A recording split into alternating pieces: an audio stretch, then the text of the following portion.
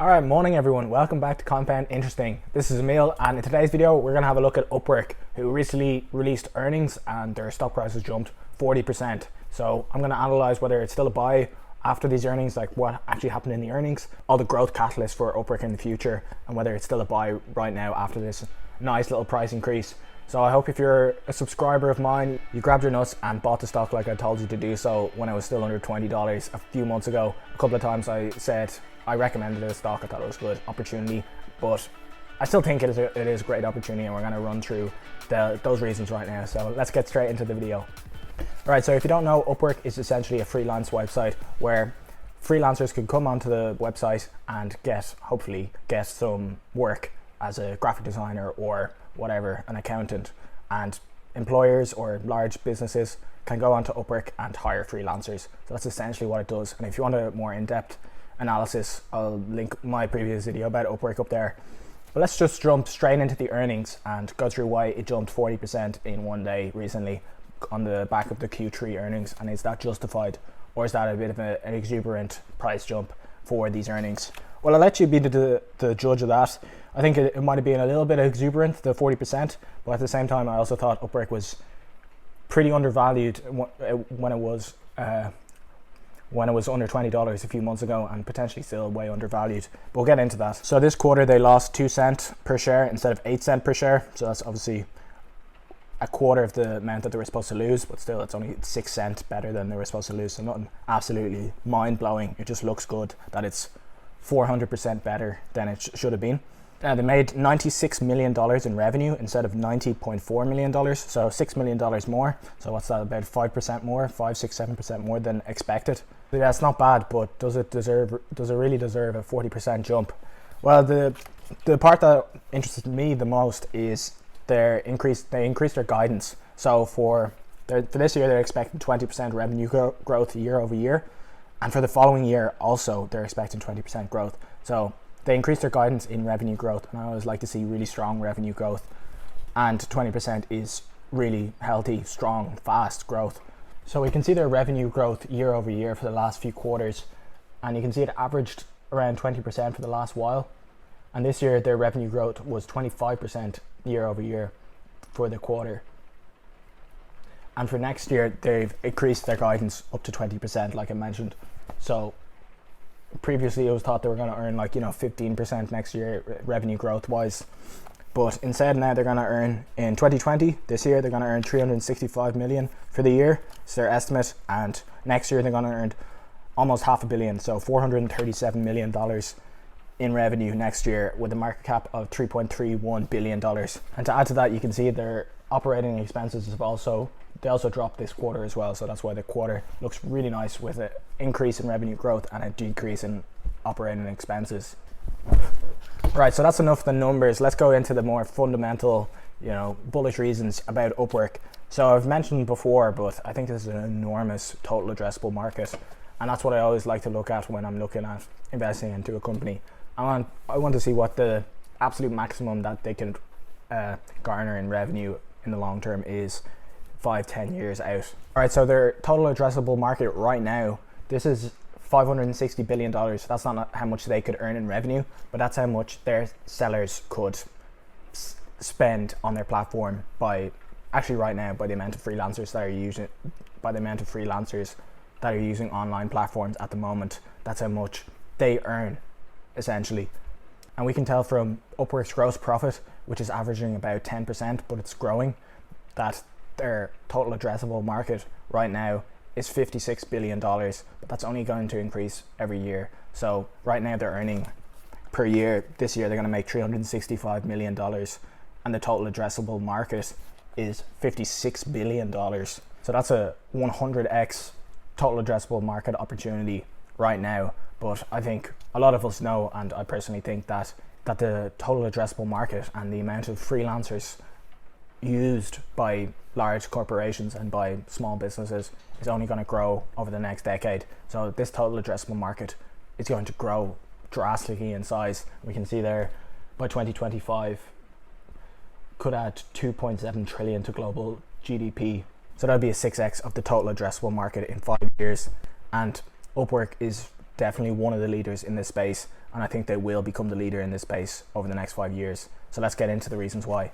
All right, so I've mentioned before that I think Fiverr is doing better now in terms of revenue and growth and everything, but I think over the long term, Upwork is in a better opportunity because Fiverr is more geared towards, the solopreneur.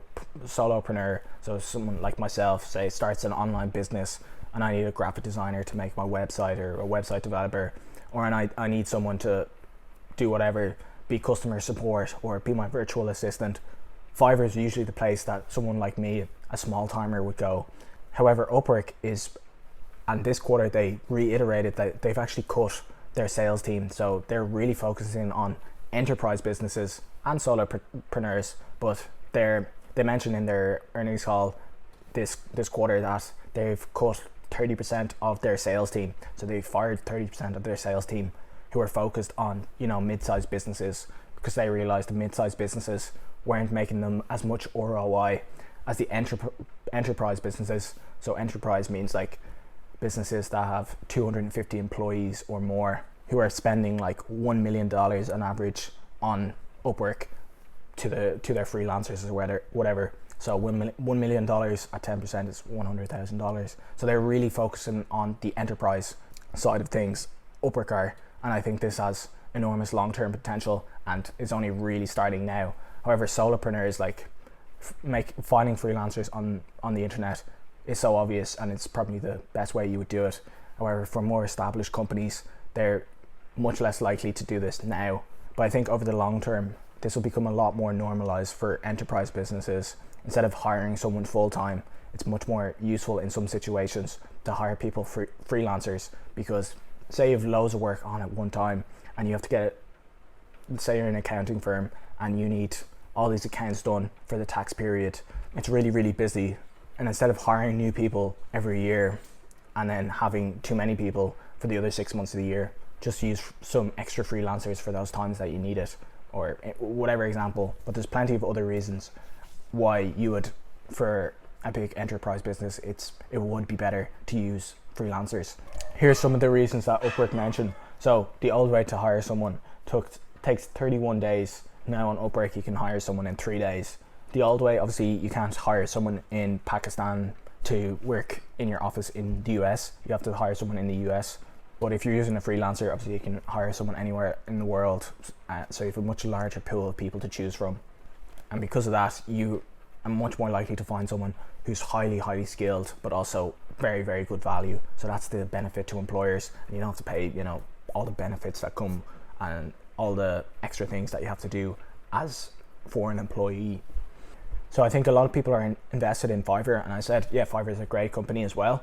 However, I personally prefer Upwork because of these reasons. I think it's painstakingly obvious now that Upwork is better suited to larger businesses, and rather than, it's better suited to larger businesses and people who are really highly skilled freelancers who actually charge quite a lot, rather than, someone who's kind of just having a side gig and wants to just get, a little bit of income on the side. These are proper 100% professional freelancers on Upwork. So that's where people who want those kind of freelancers go. They go to Upwork if they want like serious freelancers. So an example that they went through in their earnings call was Zendesk. So Zendesk started using them, just tried them out, got a couple of freelancers to do a few jobs for Zendesk, a few software developers or whatever. And now Zendesk have hired way more people through Upwork and are using Upwork a lot, because Zendesk essentially is basically like a chatbot service that you find on websites. That's what Zendesk does. So it needs a lot of software engineers, and software engineers obviously aren't required to be in any particular location. My friend's a software engineer working for Zendesk actually, and he asked Zendesk, he asked his boss whatever, can I go, because everyone's working from home, he was like, can I go work from home in Italy? So, and his boss was like, yeah, go for it. So he's been living in Italy for 2 months. The lucky So we can see that these are the kind of companies like Zendesk that Upwork have. These are the kind of clients that they have. Extreme growth companies like Zendesk that are innovators, that don't care about doing things the way that they should be done, or the status quo way of doing things, just the most efficient way. And Upwork could be the most efficient way to do business or hire a large proportion of your employees in the future. So Zendesk is an example of an early adopter of a company to hire freelancers and use freelancers. The other nice thing I like about Upwork is that the customers that they've had for the last number of years and the customers that are getting are continually spending more and more with Upwork. So every single year and every single quarter, they'll hire more and more freelancers because they see the benefit in it. So they might start off just hire one freelancer to do one job, kind of test it out. And then after a few years, they're hiring hundreds of, like if it's a big enterprise like Zendesk, they might hire hundreds of people to do all sorts of jobs, and they'll have a pool of people that they've used before and they'll continually reuse them. And then they'll employ new freelancers to do new jobs. So that's like a double whammy of growth, something I always really love to see. Not only are they getting new customers, but the customers that they have already are spending more and more money each year. So Upwork kind of copied Fiverr recently in that they offered this new service where a freelancer can just offer a package deal and just have it there on their page, and a client can just pay for the package and get the thing done or whatever. This is the way it kind of works on Fiverr. So I might, on my Fiverr page, I might have different packages: logo design $5, logo design and banner design $10, etc., in different packages, and someone can just go straight away, click that, and they don't have to go through. They can just see your past work and then just click it. Whereas before on Upwork, you had to go back and forth between the client and the freelancer to arrive at a price or whatever. This is a quick way to do it. Or a freelancer that you used before, you can just recurring buy that exact package or whatever. So this is like taking one of Fiverr's best aspects and incorporating it into Upwork, just kind of copying it. So this is another good thing that Upwork have done, even though it's a bit snaky or whatever. Yeah, here they show, Upwork has shown that the more clients Upwork gets, the more freelancers come on board, and the more freelancers come on board, the more clients people get. So yeah, kind of interesting, but it also means, yeah, the more clients, the more freelancers, the more money Upwork's going to make, because they take like 10% or thereabouts, depending on the size of the organization and depending on the freelancer. Another nice thing about Upwork is that they're using artificial intelligence to match the clients with freelancers. So we can see from their revenue that the main part of the revenue is the managed services. So that's the cut that Upwork takes every time a freelancer gets paid. But this red managed services is essentially where Upwork will help a client find the best freelancers. So that's one of their services that they offer. But anyway, let's just cut to the chase. Do I think Upwork is still a buy at these prices? The kind of companies that I like to invest in or that I'm interested in, usually I'm kind of a growth tech investor mostly. So I kind of try to imagine what the world will look like in 5 to 10 years.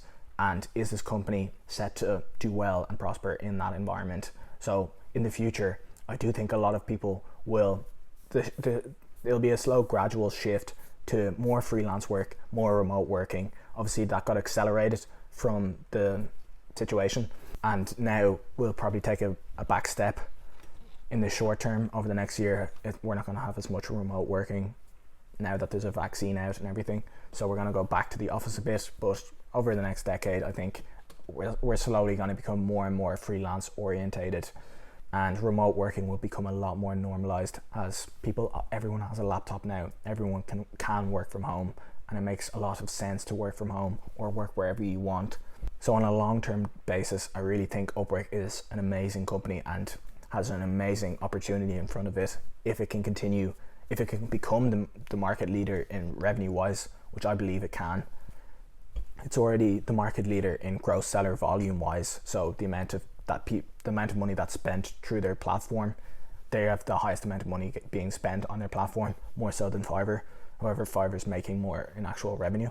But anyway, on a long-term basis, yeah, I do really like Fiverr. I've invested in it already, and I do see Upwork doing, I meant to say Upwork, but I do really see Upwork doing very well over the long term, over the next 5 to 10 years. So personally, I'm not going to be buying any more at these prices.